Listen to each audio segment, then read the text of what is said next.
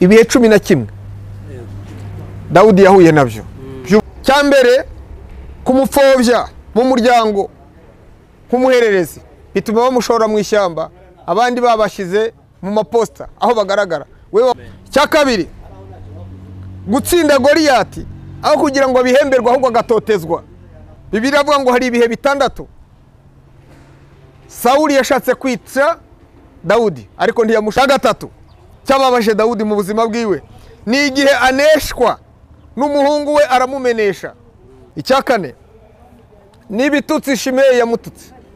Cyagatanu asonzana nabo bari kumwe atuma kuri Nabali ngo amufungurire, aramubwira ngo mu Yuda hari inzererezi nyinshi, mwene Yesayi ninde? Yibuka uko yamurindiye amatungo ye ntiyagira icyaba, ngo nabyo biramubabaza. Cyagatandatu bamubikira urupfu rwa Sawuli na Yonatani yuko bapfuye kandi yaramumenesheje amuhindura inyeshyamba, ariko urupfu rwe biramubabaza. Cyakarindwi yicwa n'inyota akumbura amazi y'Betelehemu ubwo yari mu buvumo kandi bitari byoroshye. Icyamunani agwa mu maboko y'abanzi be i Gati, yihindura umusazi ati nkonda, kuko abanzi bamufashe mateka bamushyikiriye. Icyacyenda kuba umwami agasanga isanduku y'Imana barayihunganye, yaragiye mu Bafilisiti. Icyacumi n'umunsi Yowabu yica Abuneri, icyo kintu ngo cyaramubabaje. Icumi na kimwe n'umunsi agwa mu cyaha. Uyu munsi subiza amaso inyuma nawe wongere usubire mu minsi ya kera igutere gushima Imana. Ntuhore, ntuzane inzigo n'inzika, ahubwo bituma ushima Imana. Uvuge ngo nubwo bambabaje kenshi hereye mu buto bwanjye ariko ntibanshoboye, ntibanesheje, nta wivuze hejuru y'igituro cyanjye, nta wanyishimye hejuru.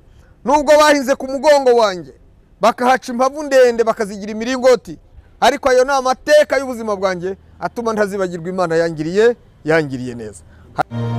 Gusenga everyday, gusenga buri munsi. Nusenga uzanesha, nunanigwa gusenga uzaneshwa. Senga.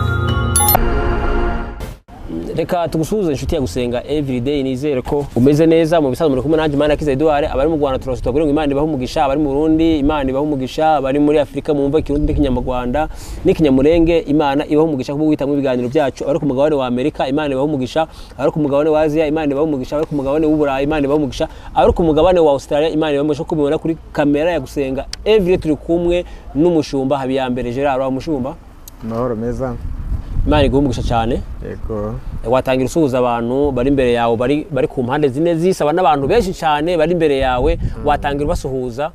Turabishimiye kandi turabashuhuje mu izina rya Yesu mwese, abaduteza amatwi n'abatureba. Uko bimeze nyine turi mu bihe byo gusoza umwaka, indamukanyo no kwifuriza abantu Noheli nziza n'umwaka mushya muhire. Ego. Imana iguhumugisha. Watangira usenga Imana rero. Tunakwakira kuri Gusenga everyday, tuguhaye ikaze, tuguhaye agatuti ka Gusenga everyday. Urakoze, kadusenge. Mana urakoze ko turi imbere yawe, imbere y'abantu benshi. Ijambo tugiye kuganira nabo rize mu gihe cyaryo kandi rigira umumaro mu mitima y'abaryakira, rizana ihumure, rizana amahoro, rizana ibyishimo, kandi ritume twongera kwisubiramo kugira ngo bidutere kugushima no kuguhimbaza. Turiho ku bwawe, niyo mpamvu tugusaba iteka ryose ngo dukomeze kumva ijwi ry'ingingira mu mitima yacu riduhatira kwegera uruhimbi rw'Imana. Bana natwe rero, tangirane nawe ati kandi usozanye natwe muri iki cyigisho mu izina rya Yesu, amen. Kaze mushumba. Murakoze, turabishimiye kandi tubashimiye mwanya mwiza mwaduhaye, mwaduteguriye. Uko bisanzwe turagira ngo dusome ijambo ry'Imana, Zaburi 143. Turasoma duhereye ku murongo wa gatanu n'uwa gatandatu. Zaburi 143 umurongo wa gatanu wa gatandatu avuga ngo nibutse iminsi ya kera, nibwira ibyo wakoze byose, ntekereza umurimo w'intoke zawe. Nguramburira amaboko, umutima wanjye kugirira inyota nk'igihugu kiruhijwe n'amapfa. Iri jambo rimenyerewe, abavugabutumwa benshi, abantu benshi, abasoma Bibiliya bagenda barigarukaho kubera ko rihura n'amarangamutima menshi ari mu bantu. Iri jambo maze kurisoma natekereje kuganira namwe. Iri jambo ryitwa gusubiza amaso inyuma. Gusubiza amaso inyuma bituma wibuka aho wavuye cyangwa aho uvuye. Niyo mpamvu umushoferi mu kinyabiziga cy'imodoka usanga hariho icyo bita retroviseur.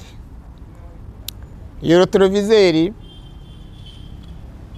si ukureba imbere gusa iyo uri kujya, ahubwo igwa no kureba inyuma aho wanyuze, ibyo wahuye nabyo, ibyo wakandagiye n'ibindi n'ibindi. Natwe rero mu nzira y'agakiza, mu nzira yo kwizera kandi mu bantu baremwe n'Imana, burya umuntu wese udakora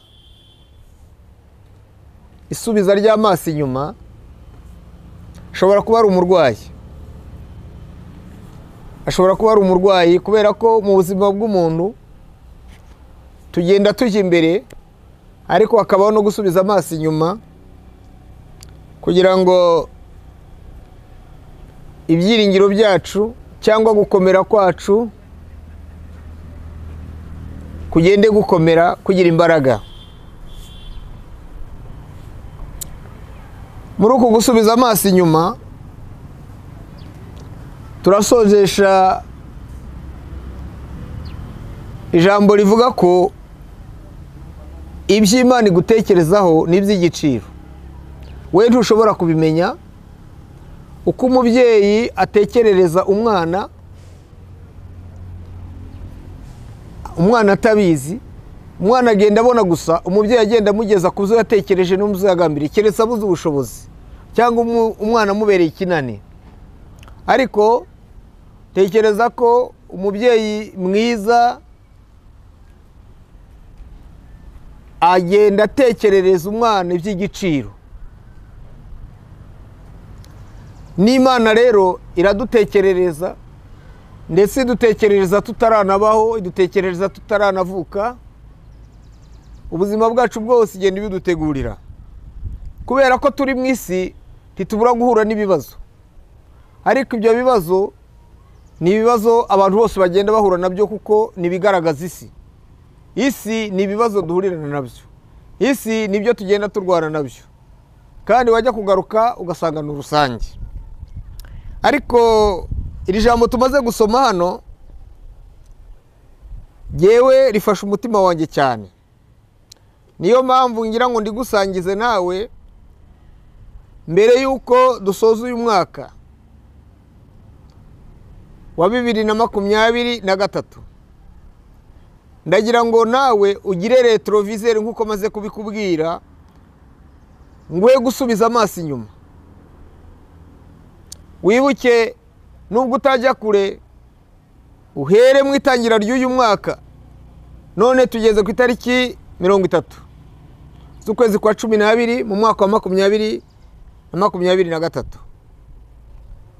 Ntabwo waba waribagiye ibyo wahuriranye nabyo, uko wishimye, uko wababaye, byaguteye agahinda, byakunejeje, uko wasetse, aho warakaye, wariye, ugiye waburaye. Iyo minsi yose n'ayo masaha ntabwo wabyibagirwa.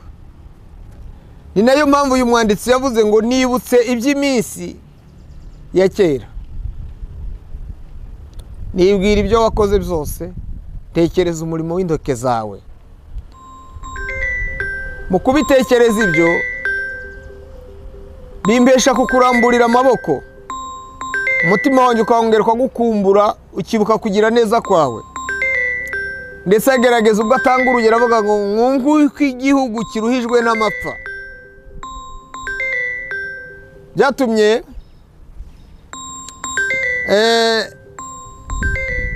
aya magambo nyasoma muri Bibiliya y'Igifaransa.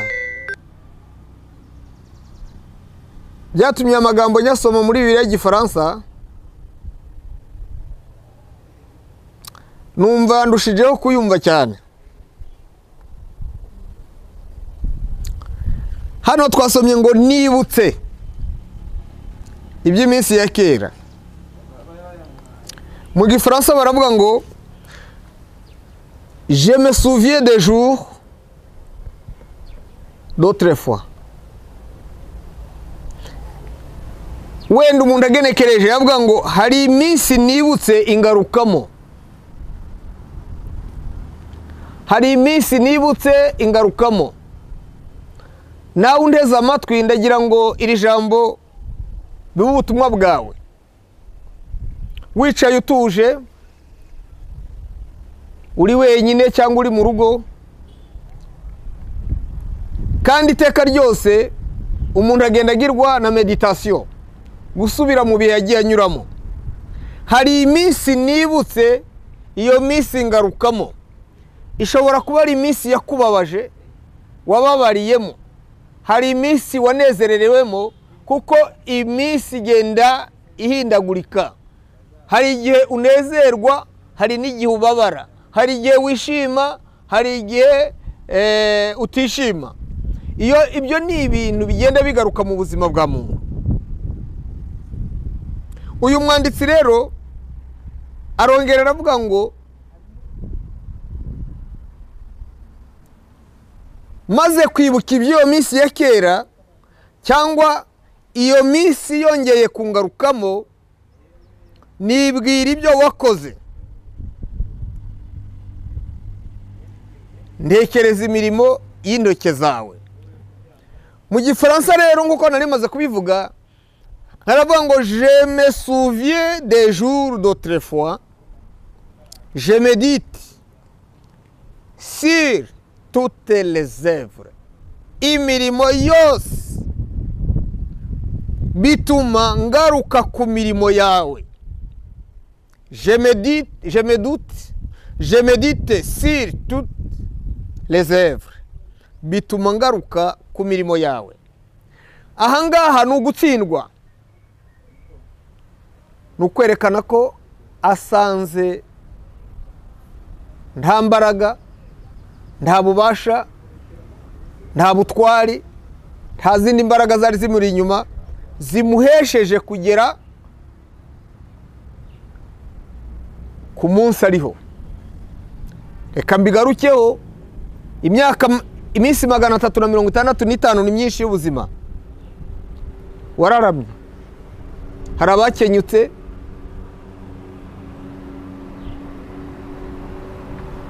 mungana, baguciyeho. Iyo ni imirimo y'Imana. Arongera aravuga ngo je réfléchis sur l'ouvrage de tes mains. Ntekereza ku mirimo y'intoke zawe. Kuboko kwiza kw'Imana niko kwabanye nawe, niko kwakurinze.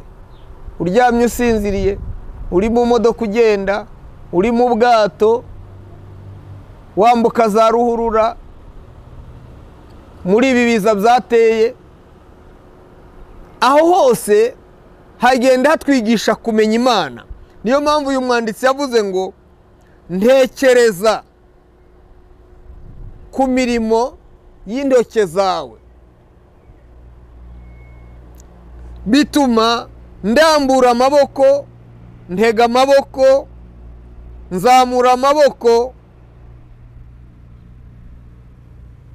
aho umufaransa avuga ngo j'entends m'aimer vers toi. Hano iri jambo naribonyemo ibintu bibiri. Ijambo rya mbere naribonyemo ndambuye amaboko, nteza amaboko, nkuramburiye amaboko. Hari ukurambura amaboko dushima Imana ku byo yakoze, ibyo wakoze, ibyo uri gukora n'ibyo uzakora. Ariko harimo n'irindi jambo nkuramburiye amaboko, ni kutoa, ni ugukora mu mufuka nawe ukikagira icyo ukora. Niba Imana yarangaburiye nanjye hari uwo nkwiye kugaburira. Niba hari icyo Imana yankoreye nanjye hari uwo nkwiye kugikorera. Ni ukurambura amaboko utanga, kuko biravuga ngo gutanga biruta guhabwa, gutanga biruta guhabwa, kandi gutanga kwiza guturuka ku Mana, kandi gutanga guhesha umugisha. Haleluya. Ntabwo ari ukurambura amaboko gusa, ahubwo no gutanga.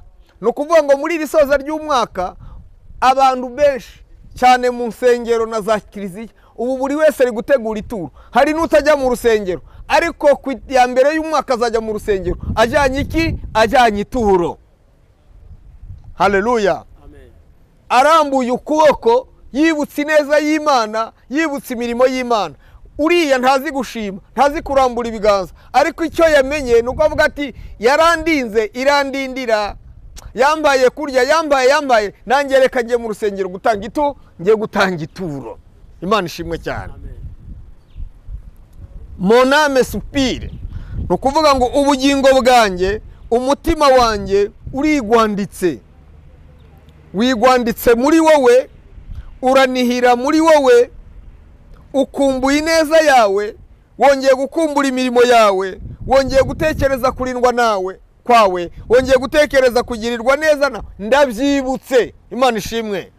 Ndabyibutse, nibutse ibya kera, nibutse iby'iminsi ya kera.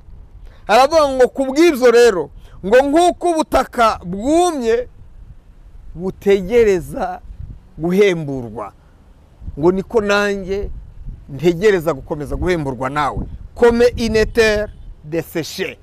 Muri Bibiliya y'Ikinyarwanda aravuga ngo nk'uko igihugu cyagize amapfa, ariko mu Bibiliya y'Igifaransa baravuga ngo nk'uko ubutaka bwumagaye niko nanjye nkumbura iteka ryose guhemburwa, gukomeza guhemburwa nawe. Imana ishimwe. Amen. Bundi Zaburi tuvuga ko ari Zaburi ya Dawudi. Dawudi rero kwandika izaburi hari icyo yatekereje. Yibutse ubwana, kuva mu bwana bwe, yibuka ubusore bwe, yibuka urushako rwe, yibuka urugo rwe, yibuka ubuzima yabayemo butandukanye, ndetse busozwa no kuba umwami. Ariko no kuba umwami ntibisobanura kutagira ibibazo. Haleluya. Ntibisobanura kutagira ibibazo. Noneho rero ivuga ngo nibutse iminsi ya kera. Itariki ya 30 wowe uri kwibuka iki? Uri gutekereza gusa ko ari ugurya abo bantu bose, amasekurume yo kubagwa, ibiro by'amanyama bizagurwa n'ibyo abantu barimo, ariko ntakora meditation. Dawudi rero avuga ngo nibutse iminsi ya kera, nibwira ibyo wakoze byose, ntekereza umurimo w'intoke zawe, kubw'ibyo nkuramburiye amaboko. Dawudi ubuzima bwe bwose yabuhuzaga n'ubuzima bw'Imana. Yabonaga atariho kubwe, ariho kubw'Imana. Ibyo afite ntabifite kubwe, abifite kubw'Imana. Yageze ubwo avuga muri Zaburi 129 umurongo wa mbere kugeza ku wa 4, yaravuze ati bambabaje kenshi, bambabaje bihagije uhereye mu buto bwanjye, ariko ntibanesheje, ntibanshoboye, ntibansinze, kuko Uwiteka yampagazeho, yanshingiye igiti ndakomera. Haleluya. Muri Bibiliya y'Igifaransa iravuga ngo ils m'ont assez opprimé de ma jeunesse. Narebye iriya vocabulaire opprimé bisobanura tyrannie, violet. Bivuze ngo iki rero? Bivuze ngo bambabaje kenshi, bambabaje bihagije kuva mu buto bwanjye, ariko ntibanesheje. Barampondaguye, barancucumye, barambyinagira, bambyiniraho, barancubya baticeceka, barankandamiza, ariko ntibanshoboye. Imana ishimwe. Nawe ibyaguhondaguye ni byinshi, ariko ntibyakwishe. Ntawagaze ku gituro cyawe. Baragucucumye, baranagusekura, barakubyinagira, baragucubya, baragukandamiza, ariko ntibagushoboye. Niyo mpamvu Dawudi yavuze ngo nibutse iminsi ya kera. Imana ishimwe. Amen. Agera ubwo avuga ngo abahinzi bahinze ku mugongo wanjye bahaca impavu ndende zimeze nk'imiringoti. Ibyo nibyo duhura nabyo, bisiga byiyanditse mu buzima bwacu, mu mateka yacu. Bisiga ibisare, bisiga inkovu muri twebwe. Niyo mpamvu yavuze ngo abahinzi bahinze ku mugongo wanjye bahaca impavu ndende, bahacukura imiringoti. Aho bacuka umuringoti ntihajya hasibangana. Niyo uhanyuze usanga harashije umuringoti. Ni ibyo ucamo nabyo, ni ibyo ugenda uhura nabyo, byiyandika muri wowe, ni amateka y'ubuzima bwawe. Niyo mpamvu Dawudi yavuze ngo nibutse iminsi ya kera. Ndagira ngo uyu munsi subiza amaso inyuma, nawe wongere usubire mu minsi ya kera igutere gushima Imana. Ntuhore, ntuzane inzigo n'inzika, ahubwo bituma ushima Imana. Uvuge ngo nubwo bambabaje kenshi hereye mu buto bwanjye, ariko ntibanshoboye, ntibanesheje. Nta wivuze hejuru y'igituro cyanjye, nta wanyishimye hejuru. Nubwo bahinze ku mugongo wanjye bakahaca impavu ndende bakazigira imiringoti, ariko ayo ni amateka y'ubuzima bwanjye atuma ntazibagirwa Imana yangiriye neza. Hari korasi tujya turirimba ngo kuko yangiriye neza, ngo kuko yangiriye neza.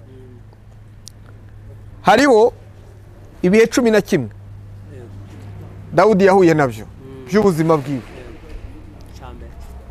Cyambere kumupfobya mu muryango nk'umuhererezi bituma bamushora mu ishyamba, abandi babashize mu maposta aho bagaragara, we bamujyana mu ishyamba kujya kuragira, kwirwa rwana n'indubu n'inyamaswa.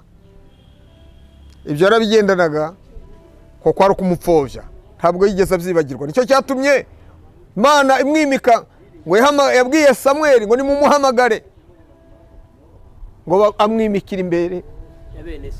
Imana ishimwe. Amen. Haleluya. Amen. Cyakabiri, gutsinda Goliyati aho kugira ngo bihemberwe, ahubwo agatotezwa, agahigwa. Bibiliya avuga ngo hari ibihe 6 Sawuli yashatse kwica Dawudi, ariko ntiyamushoboye.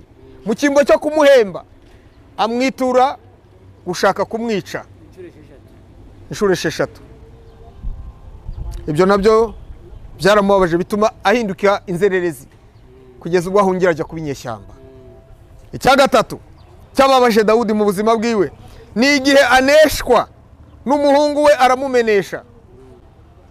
Umuhungu we Abusalomu aramumenesha, ari umwami, agambaniwe n'umwana yibyariye, aramumenesha, afata abagore biba binjira ku manywa izuba riva, ari umwana we yibyariye. Cyo cyababaje umutima wa Dawudi.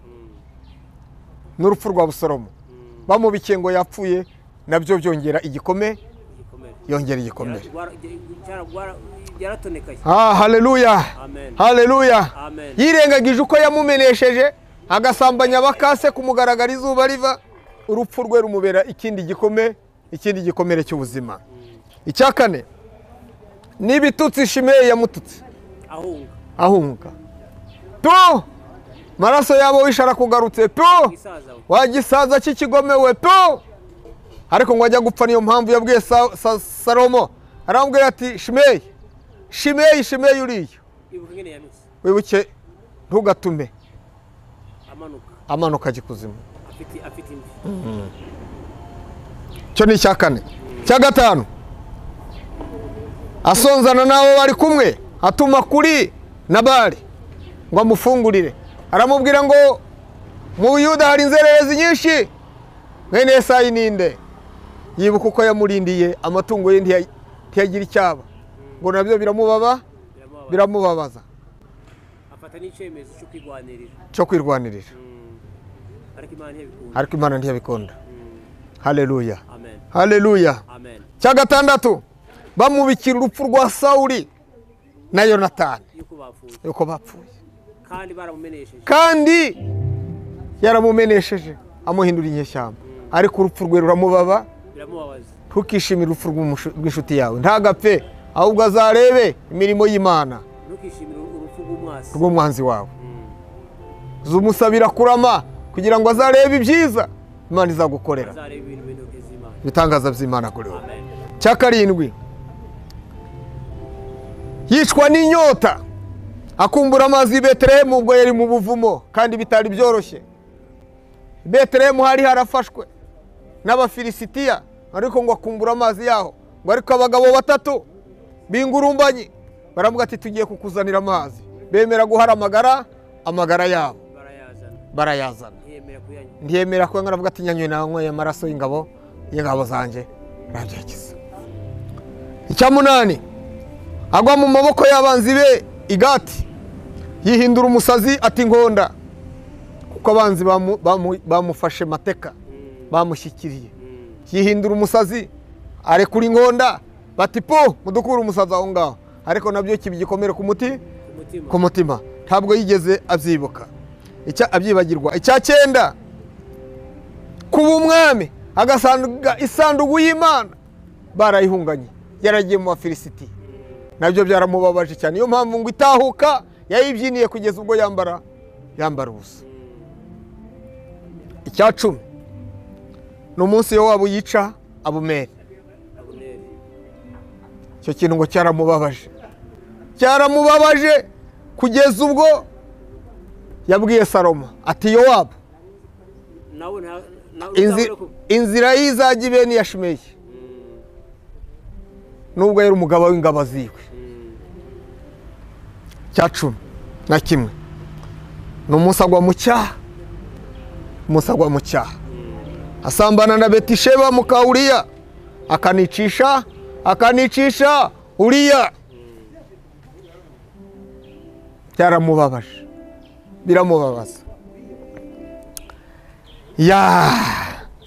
Nibutse iminsi ya kera, nicyo maze kuvuga.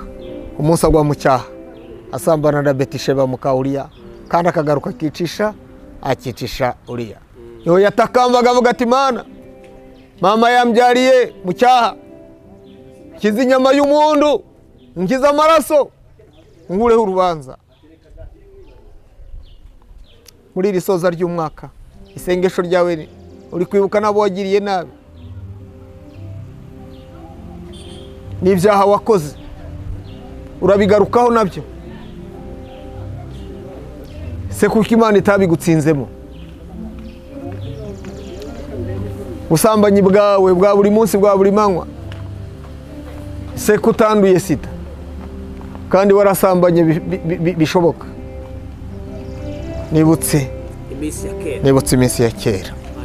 Zaburi 139 umurongo wa 13 n'uwa 18 iravuga ngo ni wowe waremye ingingo zanjye, wanteranije mu nda ya mama, ndagushimira ko wandemye uburyo buteye ubwoba kandi butangaje. Imana ishimwe. Ibyo umutima wanjye ubizi neza, urabyibuka kandi urabizirikana. Sifa kwa Mungu.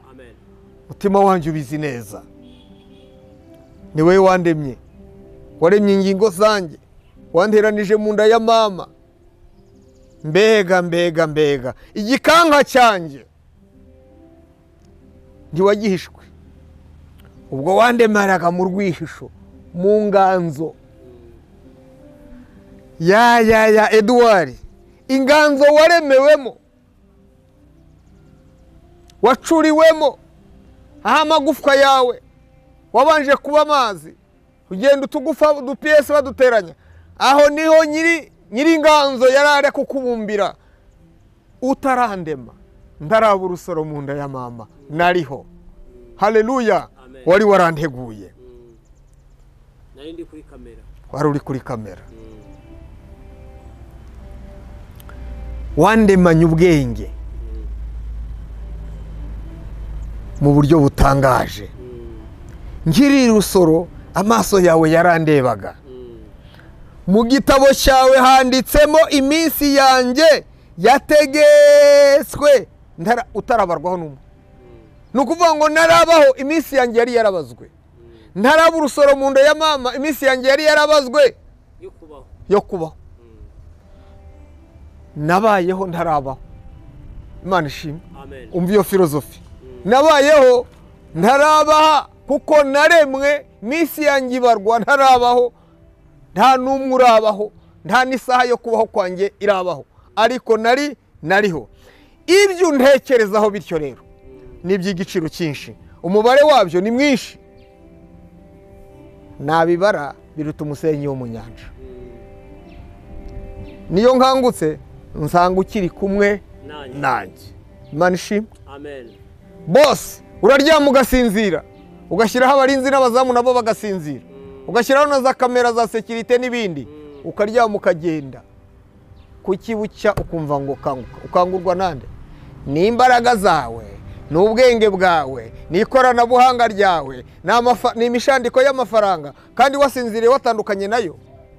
Na za modoka zawe umuntu agutegera amaboko ukamutera ivumbi, ukamutera ibiziba.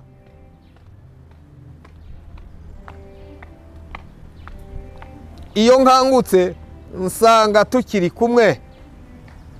Ibyo Imana igutekerezaho rero ni iby'igiciro. Subiza amaso inyuma, wihane, wiyunge n'Imana ndetse wiyunge n'abantu. Umwaka urarangiye, tugiye kwinjira mu wundi. Ese urambukana ayo makonfuri n'iryo shyari nuko kudashima n'izo nzangano? Niyo mpamvu nakubwiye ngo inyuma uri mu mwenda w'Imana ndetse n'abantu. Mu gusoza, Zaburi ya 69 umurongo wa 20 na 21 ravuga ngo ni wowe uzi uko banyanga, n'isoni zanjye n'igisuzuguriro cyanjye nabyo urabizi. Abanzi banjye bose bari imbere yanjye. Ibitutsi byamenaguye umutima, ndarwaye cyane. Nashatse uwangirira imbabazi, wangirira impuhwe ndamubura, ntiyaboneka n'umwe. Nashatse abo kumara umubabaro ndababura, ariko Mana yanjye ni wowe mpungiyeho. Sifa kwa Mungu. Amen. Ni wowe mutabazi wanjye, utabura mu byago no mu makuba. Hahirwa uwizera Uwiteka akamubera ibyiringiro. Imana ishimwe. Amen. Muri aya masaha kuri iyi kamera nagiraga ngo nongere nkwibutse iri jambo mbere y'uko usoza umwaka, kugira ngo usubize amaso inyuma, bigutere gushima Imana, bigutere kwisubiraho, bigutere kwihana, bigutere kugira icyo ukora, kugira ngo Imana ikomeze yishimane nawe muri uyu mwaka tugiye kwinjira wa 2024.